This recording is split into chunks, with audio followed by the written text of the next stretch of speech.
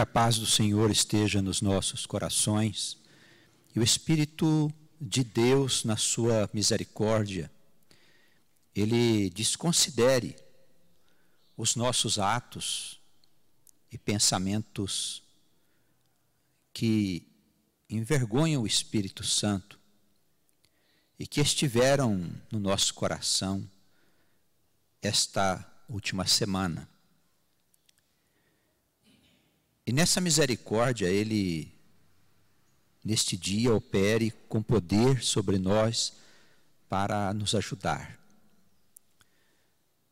Principalmente a colocar ordem no nosso espírito. A nossa alma, ela vem estando angustiada. Há uma confusão de rosto em nosso coração. Não sabemos bem como conduzir a vida, as coisas, em face do momento que estamos vivendo.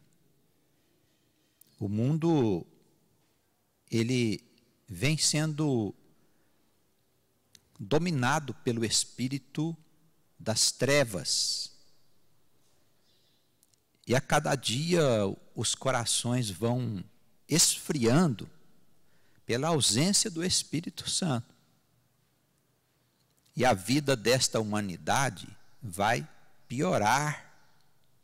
A cada dia nós vamos estar mais enfraquecidos. E para isso, para enfrentarmos esta situação, nós temos que ter uma disciplina, e uma disciplina rígida de comunhão com Deus. Que Ele nos ajude a estabelecer esta ordem, esta firmeza dentro de nós. A questão não está fora, está dentro de nós.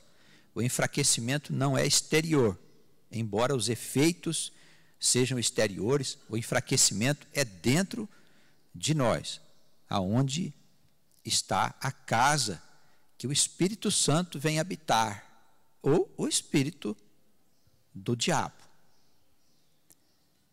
Não há como fechar a porta desta casa. Temos que vigiar até os nossos últimos dias nesse mundo. Amém? Na introdução da carta aos Hebreus, os irmãos, por favor, abram no capítulo 1.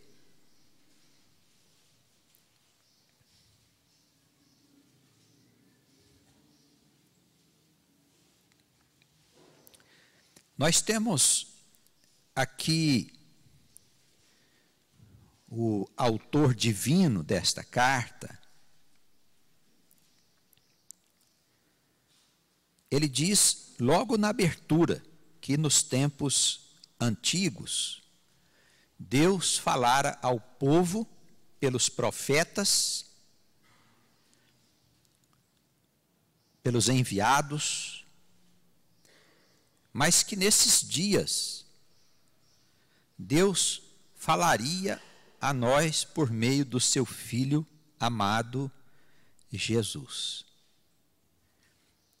E nessa introdução no capítulo 1, ele faz muitas considerações sobre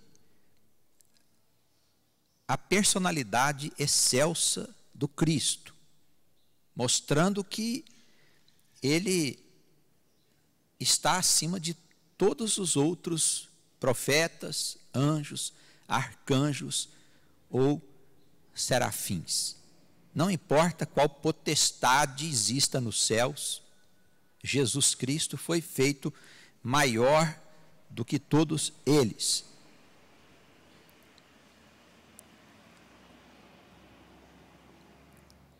E se estas coisas são mesmo como estão escritas, e nós cremos, é necessário estarmos atentos a tudo aquilo que disse o Senhor. Porque o Senhor é a única luz capaz de iluminar a nossa caminhada. E temos que fazer uma opção. Não é possível nós andarmos no mundo sem escolhermos o caminho e qual luz deverá iluminá-lo. Porque o caminho de Deus pode ser seguido de diversas maneiras. Nós temos pessoas que acham que devem seguir os profetas, mas nós que somos cristãos, e pelo próprio nome, nós temos Cristo como a luz do nosso caminho. Sendo assim, na introdução do capítulo 2, o autor diz que nós precisamos prestar mais atenção. Convém nos atentar com mais diligência para as coisas que nós temos ouvido, para que em tempo algum nós nos desviemos deste caminho. Convém, pois, prestarmos bastante atenção. O que é diligência? Não é só prestar atenção, é prestar atenção com muito cuidado nas coisas que têm sido ditas por Jesus, de maneira que nós não nos desviemos deste caminho em tempo algum. Isso está claro para a igreja?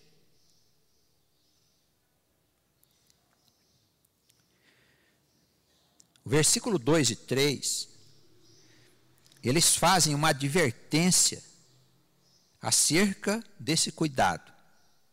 Se a palavra que foi falada pelos anjos permaneceu firme nos tempos antigos, e toda a transgressão da palavra e desobediência recebeu de Deus uma justa retribuição, como escaparemos nós se não prestarmos atenção numa tão grande salvação como esta que veio por Jesus,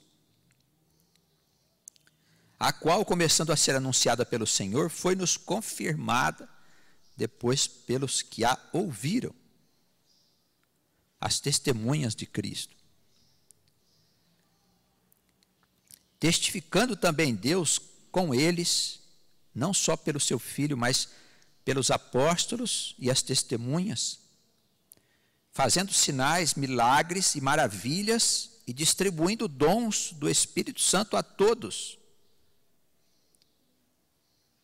Se nós não nos atentarmos para esta anunciação e para estes sinais,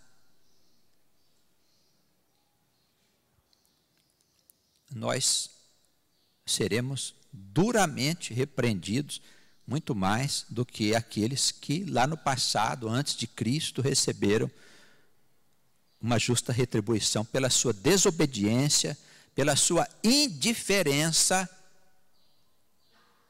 à mensagem enviada dos céus. Amém? A igreja está consciente disso? Os irmãos que nos ouvem em outros lugares estão conscientes disso?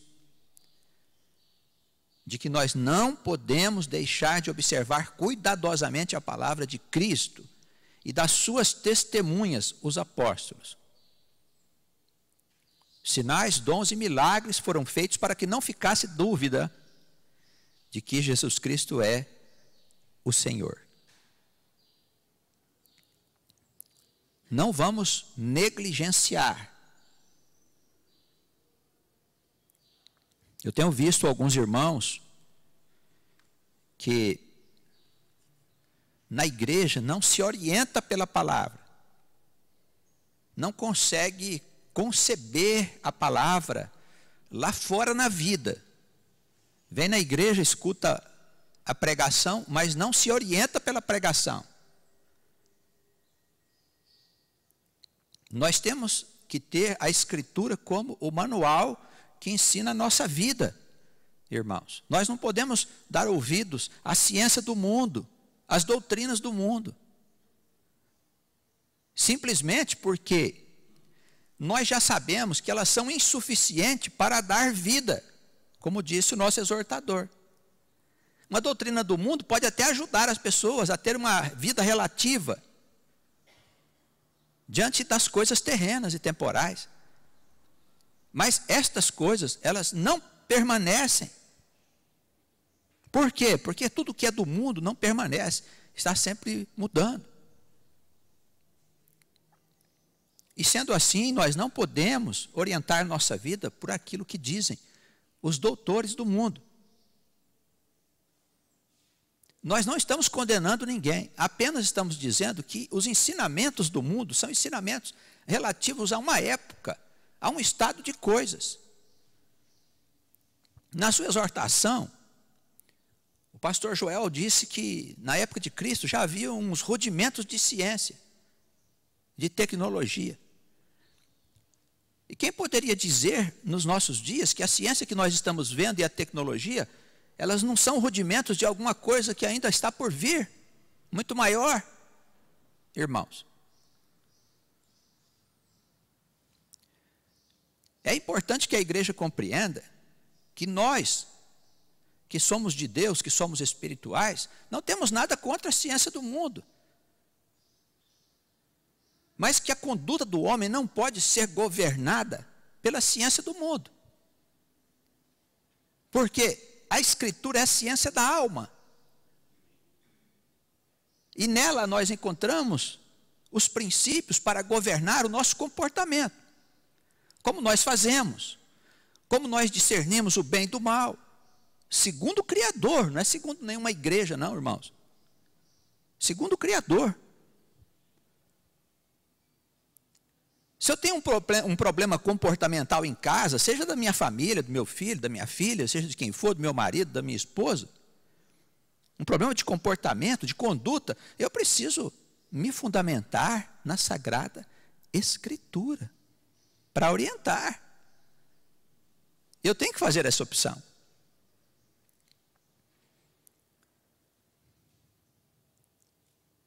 E eu sou livre para escolher os meus caminhos. Pelo menos nós temos essa liberdade. Por enquanto. Podem nos obrigar a fazer coisas que nós não queremos. Do jeito que o mundo está se tornando loucos. Hoje, eles já fazem muitas coisas erradas. Nós não podemos sequer falar publicamente a respeito delas. Porque eles querem nos processar criminalmente. Quer dizer, querem nos jogar na cadeia.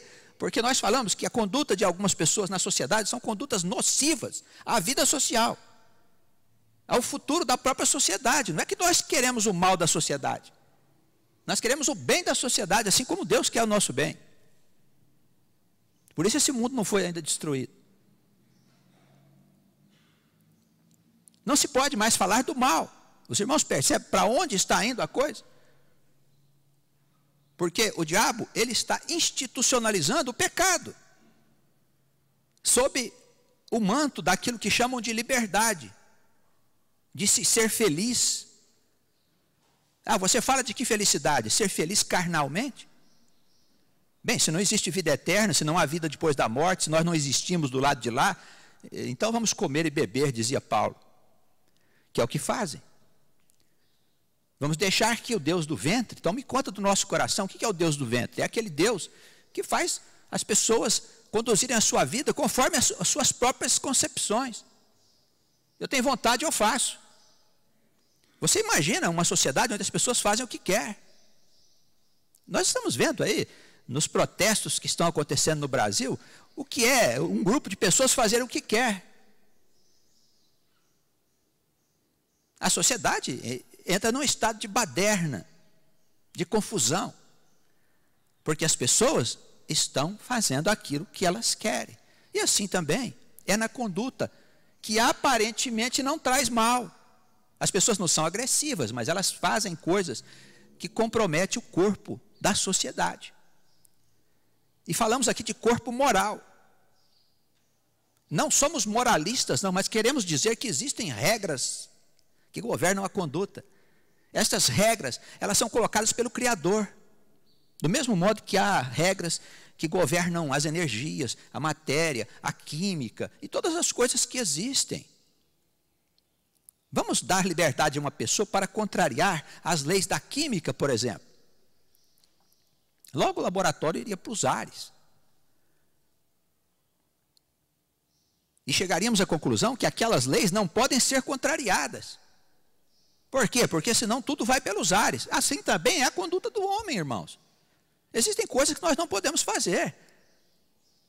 Não porque traria um mal a nós individualmente, mas porque compromete o corpo da sociedade. E essa tal liberdade que as pessoas estão por aí levantando a bandeira de fazer o que quer, de viver como quer, de estabelecer famílias como quer, todas essas coisas que eles acham muito bonito para um estado de liberdade, nada mais é do que apostasia. E a explosão do laboratório, é uma questão de tempo. Vai tudo pelos ares. Mas querem fazer, a Escritura diz, eles vão fazer, deixe que faça. Mas não tem futuro. E nós precisamos ter cuidado para também nós não sermos enganados pelo Espírito que está lá. Eles nem sabem que existe Espírito, eles nem sabem que existe vida, que tem Deus, não sabem de nada, irmãos. As pessoas nem têm ideia do que é a liberdade. Não existe liberdade se não for em Cristo. A lei não pode permanecer entre nós como está hoje, trazendo sofrimento para as pessoas, porque as pessoas não conseguem entender o amor de Cristo. Enquanto o mundo não se deixar conduzir pelo amor de Cristo, a desgraça, a tragédia e os infernos estarão sobre esse mundo. O homem é teimoso. O que vai acontecer? Jesus disse, olha, vou fazer todos dobrarem os joelhos. A consequência é muito danosa. Nós não podemos ser enganados por esse espírito. Não se deixe enganar por esta ideia de que agora tudo pode. Não se deixe enganar por isso.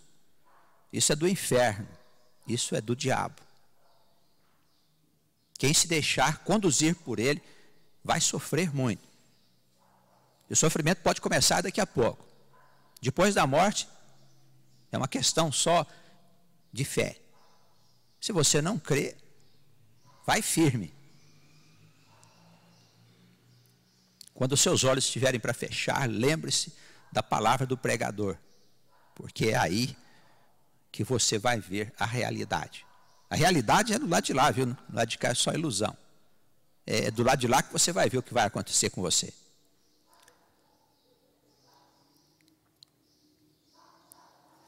Nós escolhemos aqui um capítulo do Evangelho segundo Lucas. Por favor, peço para a igreja acompanhar. Capítulo 11.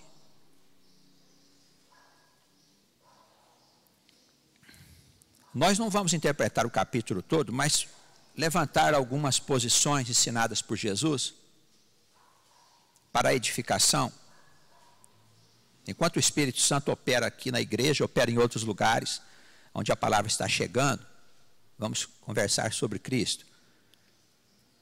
Ele está operando, vamos crer nisso. Ele está intercedendo por nós, lá na nossa casa, na vida da nossa família, dos nossos amados, e nos ajudando com o porvir.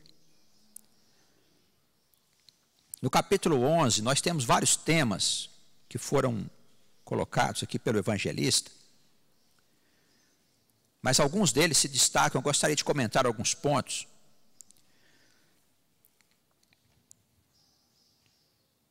Quando nós falamos que o espírito do mundo está se tornando cada dia mais forte, poderoso, dominando as pessoas, nós podemos imaginar como uma nuvem invisível que vai aos poucos possuindo o mundo. Isso é uma energia, diriam aí os ocultistas, uma energia que não se vê, mas uma energia nociva que pode provocar angústias, depressões, ideias de morte e todo tipo de coisas relacionadas com a vida fácil, com o pecado. nós temos que nos proteger de alguma forma. Uma vez que, como eu afirmei, a porta não pode ser fechada, nós temos que nos manter em guarda. E como fazer isso? Não podemos depender da igreja. A igreja é onde nós nos reunimos para falar das coisas de Deus. Mas e se eu não encontrar uma boa igreja, uma igreja idônea onde eu estou morando, o que faço?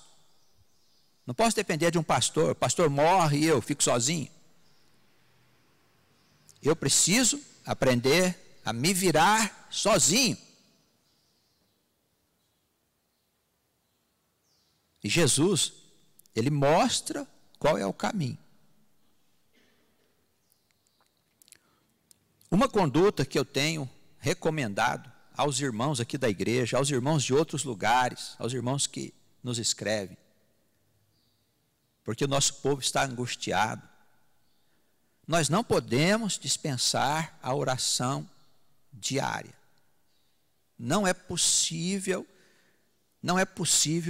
viver sem orar. Não é possível, irmãos. A nossa alma, ela vive em sintonia com este mundo que nós não vemos. Por onde vem o bem e por onde vem o mal. Ela é pressionada por esta nuvem que se torna cada dia mais densa, mais escura. Nós precisamos reagir de dentro para fora. Não há como nós buscarmos alguma coisa fora de nós que possa nos proteger na porta que está aberta lá dentro. É dentro de nós que acontecem as coisas espirituais. E buscar mudar a nossa situação espiritual, modificar os nossos padrões de pensamento, de comportamento. Isso só é possível pela obra que o Espírito Santo faz em nós. Não há como se autoeducar. Entende, irmãos? A educação no ponto de vista do Espírito não é uma orientação moral. Porque nós já sabemos o que é certo e o que é errado ou não. E fazemos o errado. Porque nós apenas sabemos no plano intelectual. Mas dentro de nós existem estruturas que nos arrastam para o pecado. Por onde esta nuvem escura entra. E nós sabendo o que é errado, e não conseguindo fazer o certo, nós entramos num estado de angústia. E para nós modificarmos estas coisas, nós precisamos orar todos os dias pela manhã. Olha, a Escritura, o crente que não tem Escritura não é crente. É anátema. É túmulo caiado. É nada, é menos do que nada. Irmãos, nós temos que ter o livro sagrado. Nós precisamos tocar no livro sagrado. Tocar no livro sagrado. Ele está impregnado do Espírito. Porque é o livro que mais vende no mundo. É best-seller. Porque está impregnado da presença de Deus. Você pode até ter o livro sagrado no seu computador, mas não dispense o contato com o papel. Hoje, esse espírito de virtualismo vem se enfiando também na igreja. Os pregadores têm dificuldade de pregar a palavra porque não tem Espírito Santo neles.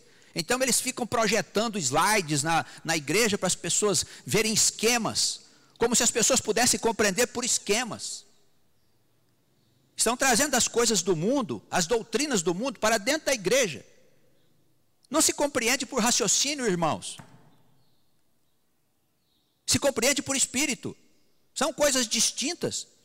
O Espírito nos fala, sim, num sentido lógico, mas não na lógica humana.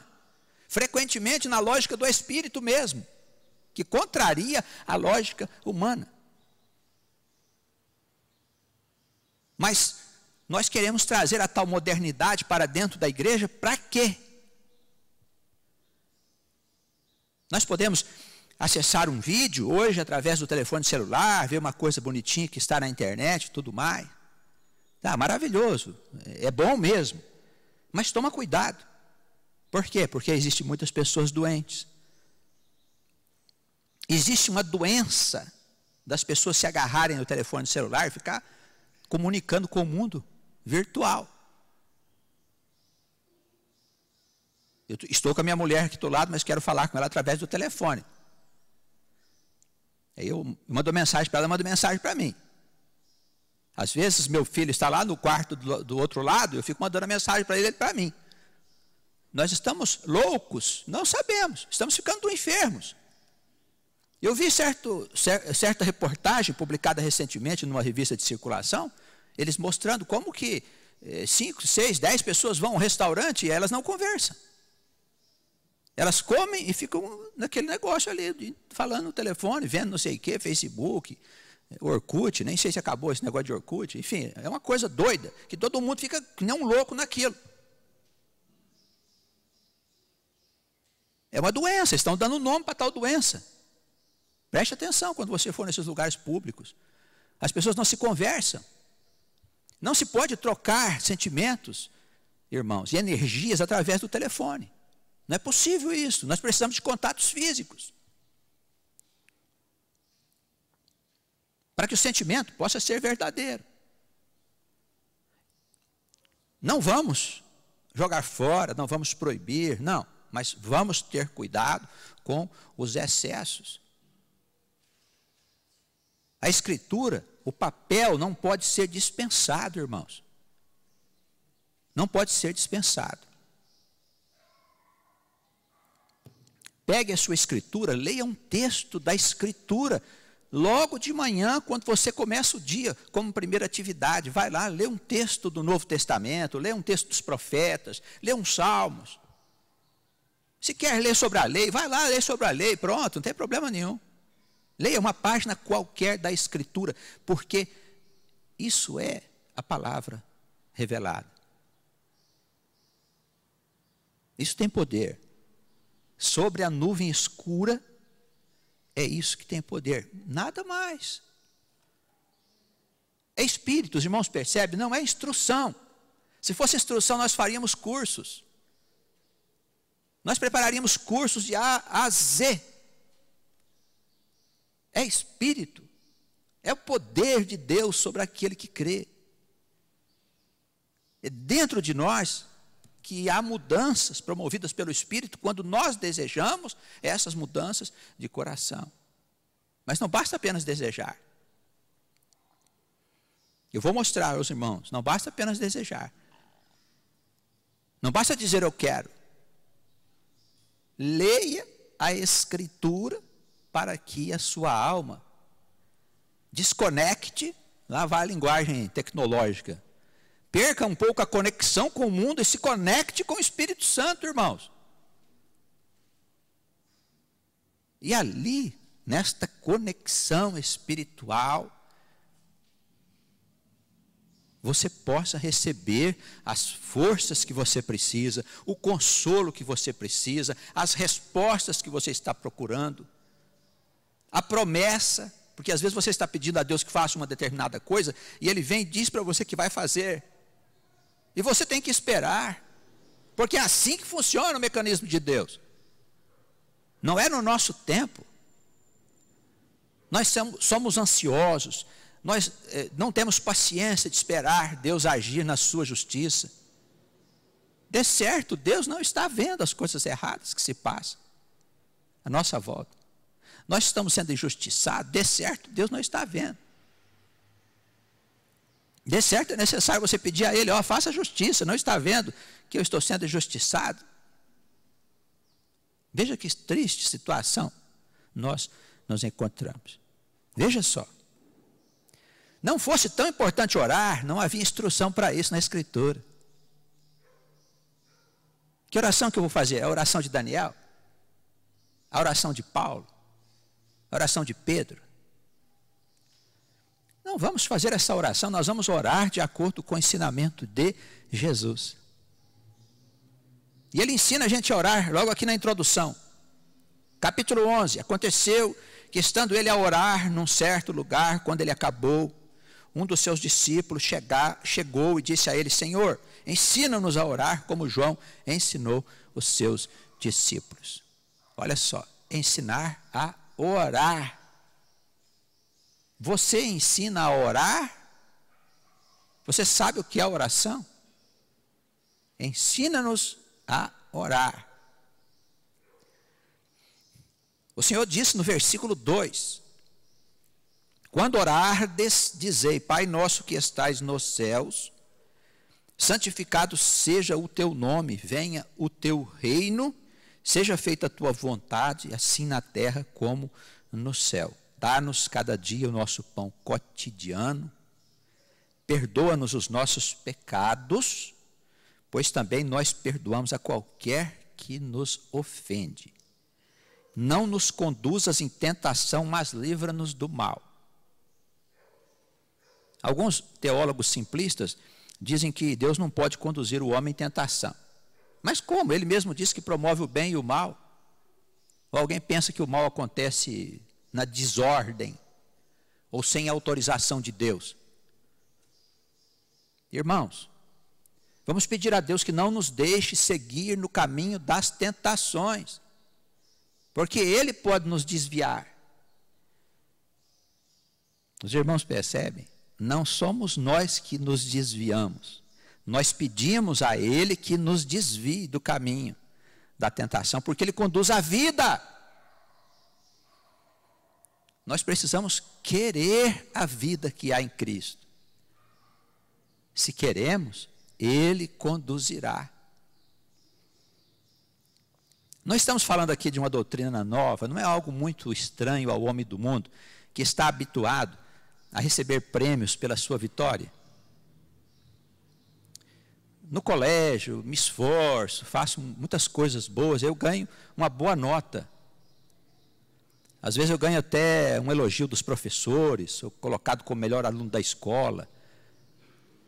Em casa também não é assim? Os nossos filhos, quando eles são bonzinhos, nós damos prêmios aos nossos filhos, não é verdade?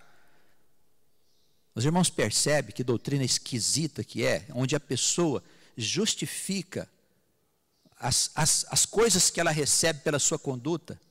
Os irmãos percebem o que é a doutrina do mundo, aonde nós somos vitoriosos por causa da nossa conduta, e a doutrina de Deus, onde nós somos vitoriosos porque nós pedimos a Deus que nos conduza. É diferente, irmãos. Numa somos nós que fazemos, na outra é Deus que faz. É estranho ao mundo essa doutrina, é claro que é estranho ao mundo. O mundo não funciona nesses parâmetros. Porque o homem gosta de conduzir os seus destinos, embora ele creia em Deus, mas ele não quer que Deus faça de acordo com a vontade de Deus. Ele quer fazer segundo a sua vontade, sob as bênçãos de Deus, o que são coisas distintas. Nós temos que entregar a nossa vida a Deus, para que Ele não nos conduza em tentações, em caminhos aonde nós podemos cair. Amém? A oração do Senhor é simples e nós precisamos meditar nela.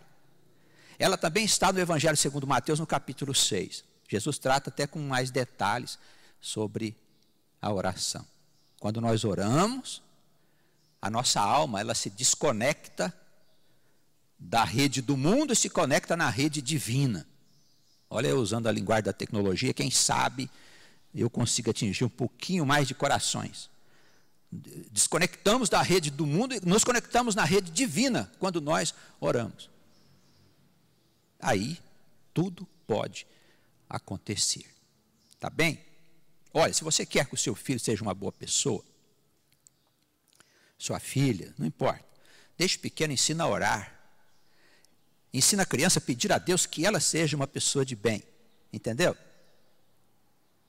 Percebe como é que é a educação no ponto de vista de Deus? Ensina teu filho, tua filha a orar e pedir a Deus que ela mesma seja uma criança de bem, uma pessoa de bem, uma pessoa amorosa, uma pessoa que segue os caminhos do amor. Desde pequeno, porque a criança começa a pedir a Deus. A criança, ela é sincera, mais sincera do que nós. Nós não somos nada, depois que a gente cresce, a gente se corrompe. Daí Jesus ter comparado as crianças ao estado de espírito para entrar no reino. A criança é sincera. Se desde pequena ela começa a pedir a Deus para ser uma boa pessoa, para Deus dar essa vida de bem para ela e de amor, ela vai crescer no caminho do amor. Você vai colher frutos bons dessa formação. Tá bem? Desde pequeno. Com a criança é fácil fazer, porque a criança ela é uma plantinha tênue. Você põe para cá, ela vai, põe para lá, ela vai também. Para onde você conduzir, a criança vai. É cipó novo. Cipózinho novo, a gente ajeita ele lá no jardim, ele vai crescendo do jeito que a gente quer. Agora pega um cipózão velho aí, tenta consertar ele para ver o que vai acontecer. Quebra, não é verdade? O cipó não vai, tema em ficar naquele lugar que ele estava. Assim somos nós, somos pessoas velhas, teimosas, cheias de coisa. E para mudar esse estado de caminhos equivocados que tem dentro de nós, aí o Senhor tem que chamar o servo dele, né? Que vai trazer desgraça para a tua vida. O Nabucodonosor lá do passado, né? Já que não tem jeito mesmo na obediência, então eu vou chamar alguém aí para trazer sofrimento para você. Porque somos cipós velhos. As nossas crianças podem ser conduzidas no caminho do amor a Deus desde pequenas. Tá bem? Olha, cuidado com o espírito da modernidade. Cuidado. Os jovens, né? Os jovens, eles são envolvidos aí pela modernidade por causa da escola, da universidade e tudo mais, mas os pais têm que sempre exercer uma pressão sobre a conduta deles, lembrando-os de Deus. Até um pouco de atrito tem que ter mesmo, entre filho e pais tem que ter um pouco de atrito, não é possível que não tenha, no processo educativo. Mas os pais devem ser perseverantes. Os pais têm que ter uma forte ligação com o Espírito Santo, na certeza de que os filhos também serão beneficiados, enquanto eles estão neste estado de ilusão. Não é fácil conduzir a educação dos jovens. Basta orar e crer. Não basta crer, não basta orar, não basta pedir. Nós precisamos perseverar. É aí que Jesus, ele conta aqui uma historinha interessante a partir do versículo 5, que fala sobre perseverança. E mostra que a gente não deve se preocupar com a nossa justiça. Porque quando Deus nos ajuda, não é porque merecemos. É porque Deus é misericordioso. Olha, se fosse por causa do nosso merecimento, pode fechar a casa. Porque quem de nós merece alguma coisa, irmãos? Quem de nós merece? O que fizemos para merecer? Não somos nada. Se o Espírito Santo sair de perto, nós nos perdemos. Por isso o Davi sempre falava com Deus, dizia, olha, não tire de mim o Espírito Santo, não afaste o teu Espírito de mim, porque sem o Espírito Santo nós nos perdemos, irmãos. Nos perdemos. O Senhor diz aqui no versículo 5 sobre um amigo que alguém teria ido procurar à meia-noite, dizendo, amigo, empresta-me 3 pães. Pois que chegou em casa algumas pessoas, vinda do caminho, e eu não tenho com que alimentá-las. Lá de dentro, aquele amigo diria assim, não me importunes, porque a porta está fechada e os meus filhos estão comigo na cama. Não posso levantar-me para te dar o pão. Digo-vos, disse o Senhor, que ainda que não se levante para dar o pão por ser o seu amigo, ele levantar-se-á todavia por causa da importunação, e lhe dará tudo o que você pedir. Então, essa historinha é um tanto esquisita, porque se o sujeito fosse nosso amigo, ele viria dar o pão para nós. Mas o que o Senhor quer dizer é que nós somos gentios, nós não fazemos parte do povo escolhido. Esse que está lá dentro da casa já com seus filhos, esse é o povo escolhido por Deus desde os tempos anteriores a Cristo. E nós somos os povos estranhos e gentílicos, sem justiça para entrar na casa. Por isso nós batemos lá, o sujeito lá dentro diz assim, ó, eu já estou recolhido. Estou recolhido com meus filhos, com os que foram chamados, com o povo escolhido. Mas Jesus disse, olha, bata na porta mesmo que haja injustiça. Porque você não tem justiça para entrar lá. Você não foi chamado. Você não é o povo escolhido. Nós somos oliveira brava, diz o apóstolo Paulo. Bata na porta do homem. Por quê? Pela sua importunação, ele vai levantar, vai dizer, bom, esse sujeito bate demais na minha porta, eu vou dar um jeito de entregar logo o que ele quer para eu poder ficar livre. Por causa da sua importunação. Nós precisamos perseverar nas nossas orações, pedindo a Deus que nos ajude. Tá bem? Ele vai agir na injustiça, porque é misericordioso. Não porque somos nada, não somos escolhidos, especialmente escolhidos, coisa alguma. Mas somos os gentios que fomos chamados para fazer parte do povo de Deus. E a igreja nossa é uma igreja gentílica. A igreja cristã é uma igreja que foi criada pelo apóstolo dos gentios, que é Paulo. Olha só, quanta coisa as pessoas não sabem, não é? Nossa igreja, a igreja cristã, é uma igreja gentílica. Oliveira brava. Nós somos gente desqualificada.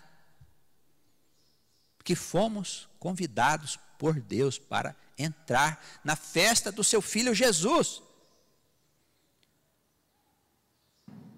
Que alegria poder participar, porque quem não entrar será lançado fora.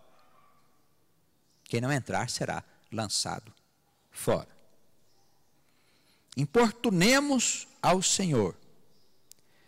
Ele diz, versículo 9, pedi e dar-se-vos-á, buscai e achareis, batei e a porta se abrirá.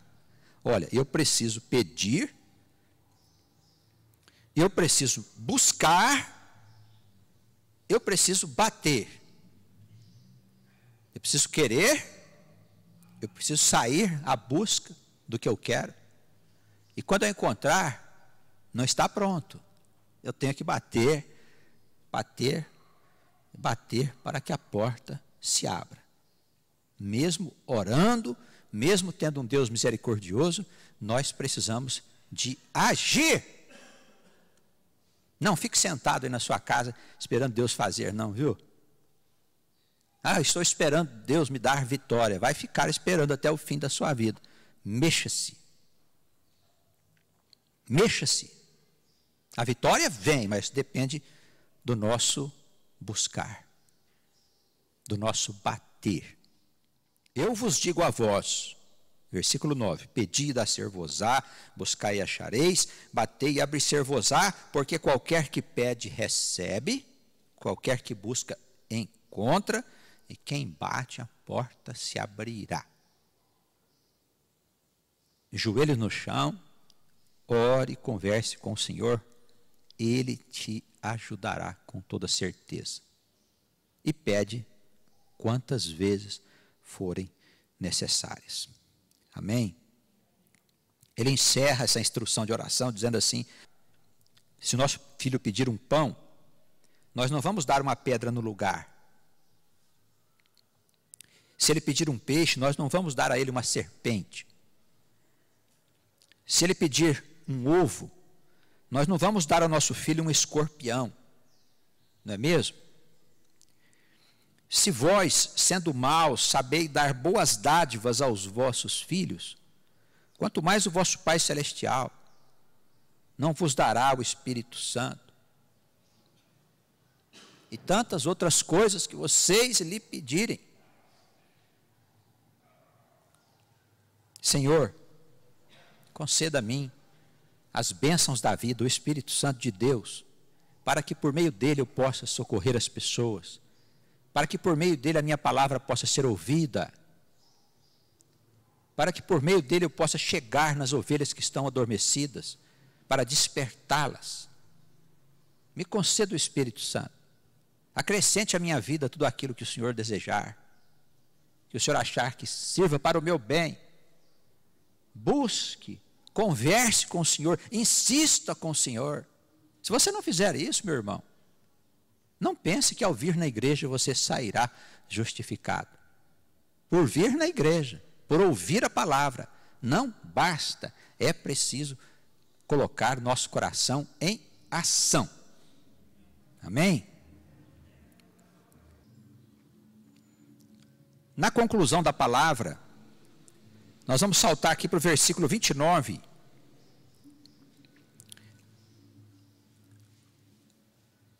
Aquela multidão que estava diante do Senhor,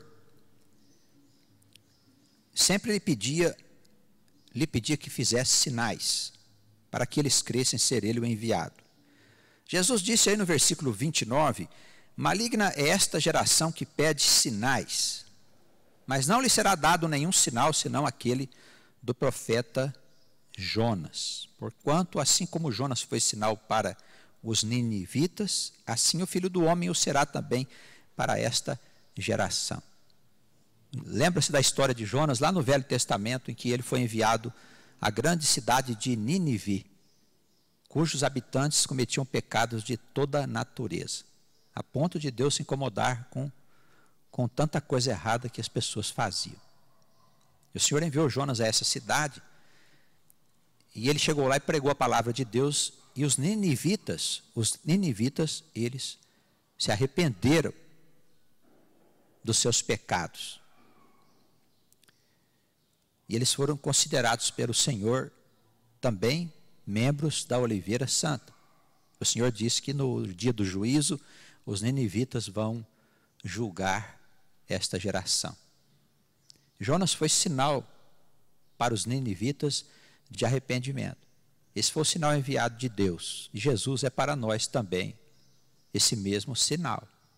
Ou nós nos arrependemos da vida velha e dos pecados que cometemos, ou nós seremos condenados. O Senhor não vai fazer nenhum sinal para mostrar para os irmãos que Ele é o Senhor. Muitos sinais foram feitos. Ou nós nos arrependemos da vida velha que tínhamos, das coisas erradas que fazíamos e aceitamos Jesus como nosso Salvador, ou com toda certeza nós estaremos no lago de fogo e de enxofre, porque o dia do juízo está se aproximando. Esta palavra é dirigida a homens e mulheres, a jovens, crianças e velhos, a todos nós. Ou o Senhor, ou estaremos perdidos. Que Deus nos abençoe e nos conceda a sua graça aos crentes reunidos aqui e aos irmãos que estão em outros lugares recebendo a palavra do Espírito Santo. Amém.